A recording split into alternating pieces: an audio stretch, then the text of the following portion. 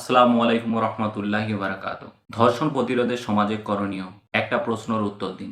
যদি আগামীকাল এই ঘটনা আপনার নিজের বোন, মেয়ে বা স্ত্রীর সঙ্গে ঘটে, তাহলে কি আপনি বলবেন চুপ থাকো, লোক জানলে সম্মান নষ্ট হবে, নাকি অপরাধীর শাস্তি চাইবেন? 2017 সালে আমার সামনে এমন একটি ঘটনা ঘটেছিল যা আজও আমাকে ঘুমাতে দেয় না। যতবার ধর্ষণ বা যৌন সহিংসতার খবর দেখি, ততবার সেই রাতটার কথা মনে পড়ে। তাই ভিডিওটি শেষ পর্যন্ত দেখুন। 2017 সালে একটি ঘটনা আজও আমার মনে আছে। সঠিক তারিখটা এই মুহূর্তে মনে নেই। কলকাতার পার্ক সার্কাস স্টেশন সংলগ্ন এলাকায় একজন তরুণী পড়তে যাওয়ার উদ্দেশ্যে বেরিয়েছিলেন। পরে তার কাছ থেকে আমরা জানতে পারি এক যুবক প্রথমে তার সঙ্গে বন্ধুত্ব করার চেষ্টা করে এবং তাকে কিছু খাবার দেয়। সেই খাবার খাওয়ার পর সেই মেয়েটি অজ্ঞান হয়ে যায়। তিনি আমাদের আরও জানান, অজ্ঞান হওয়ার পর তাকে বিভিন্ন জায়গায় নিয়ে যাওয়া হয় এবং টানা 3 দিন ধরে তার ওপর যৌন নির্যাতন চালানো হয়। সেদিন গভীর রাতে রাজাবাগান থানার অধীন এলাকায় আমরা ওই তরুণীকে অসহায় অবস্থায় দেখতে পাই। তিনি ঠিক মতো দাঁড়াতেও পারছিলেন না।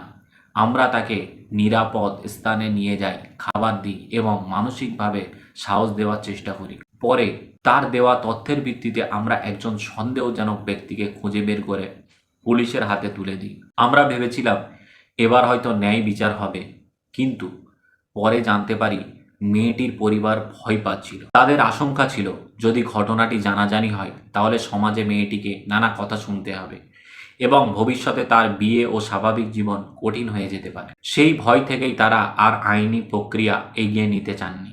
সেদিন আমি বুঝেছিলাম সমাজে অনেক অপরাধী শাস্তির হাত থেকে বেঁচে যায় শুধু আমাদের নীরবতার কারণে। আমি সমাজের প্রত্যেক মানুষের কাছে একটি অনুরোধ করতে চাই, যদি কোনো নারী বা শিশু যৌন সহিংসতার শিকার হয় তাহলে তাকে দোষারোপ করবেন না, তাকে নোংরা চোখে দেখবেন না। একবার ভাবুন, যদি এমন ঘটনা আপনার নিজের পরিবার, আপনার বোন, মেয়ে, স্ত্রী বা অন্য কোনো প্রিয় মানুষের সঙ্গে ঘটত, তাহলে কি আপনি তাকে দোষ দিতেন?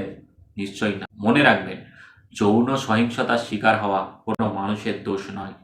দোষ একমাত্র সেই ব্যক্তির যে এই জঘন্য অপরাধ করে। তাই ভুক্তভোগীর পাশে দাঁড়ান, তাকে সম্মান দিন, সাহস দিন এবং আইনের মাধ্যমে ন্যায় বিচার পাওয়ার লড়াইয়ে সহযোগিতা করুন।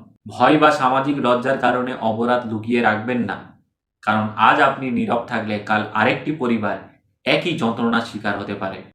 আজও আমি সেই ঘটনাটা ভুলতে পারি। যতবারই কোনো ধর্ষণ বা যৌন সহিংসতার খবর দেখি বা শুনি, ততবারই 2017 সালের সেই ঘটনাটি আমার চোখের সামনে ভেসে ওঠে। তখন শুধু একটি কথাই মনে হয়, আমাদের নীরবতা কখনোই কোনো ভুক্তভোগীকে রক্ষা করে না, বরং অনেক সময় অপরাধীকেই রক্ষা করে।